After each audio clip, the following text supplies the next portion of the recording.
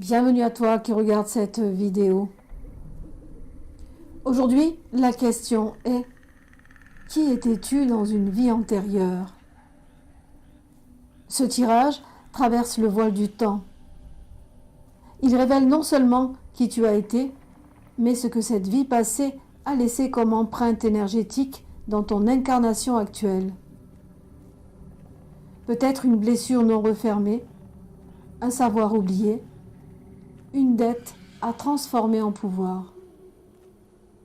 Tu as deux portes devant toi, deux reflets de ton passé. Choix 1. Première carte, l'étoile.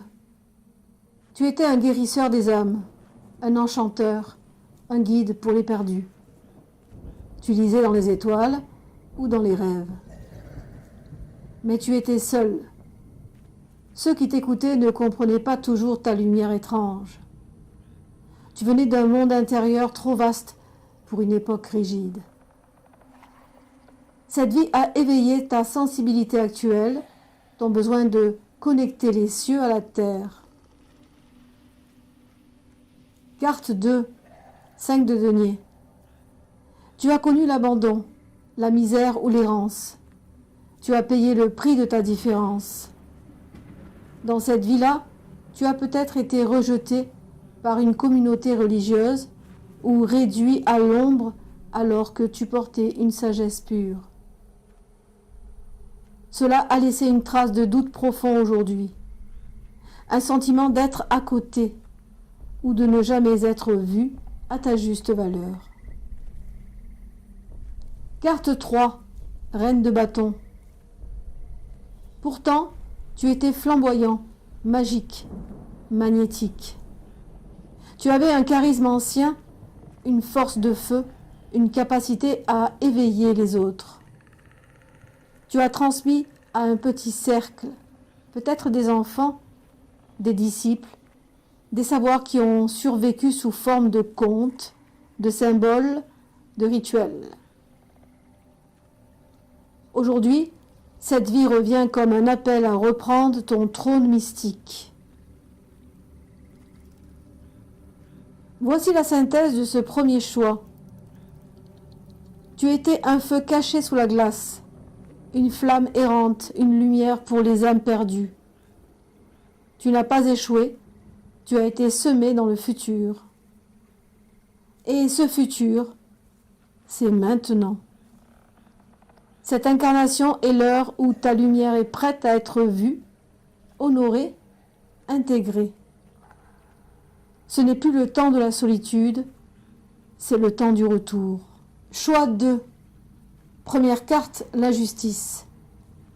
Tu étais un juge, un arbitre, un maître de l'ordre. Pas toujours au sens juridique, mais sur le plan des lois universelles.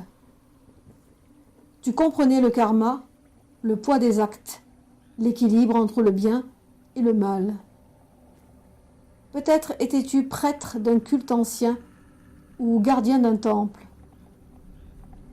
Cette vie t'a laissé un sens du discernement très affûté. Tu ressens vite ce qui est juste ou pas. Carte 2, le 8 d'épée. Mais tu étais enfermé dans des codes stricts. Tu as peut-être jugé trop sévèrement ou tu as été pris dans un dilemme moral impossible. Il est possible que tu aies été condamné par les tiens après avoir tenté d'aller au-delà des règles. Aujourd'hui, tu ressens encore la peur de mal faire, la peur du châtiment. Ton âme demande réparation. Carte 3, le 6 de coupe. Cette vie t'a laissé un regret ancien. Tu avais aimé quelqu'un, un frère, une sœur d'âme, un compagnon, et tu as dû l'abandonner au nom de ton devoir. Ce lien revient dans ta vie actuelle. Une âme sœur karmique revient ou t'observe depuis l'autre côté du voile. Tu portes une nostalgie sans nom, comme un souvenir que tu ne peux jamais vraiment toucher.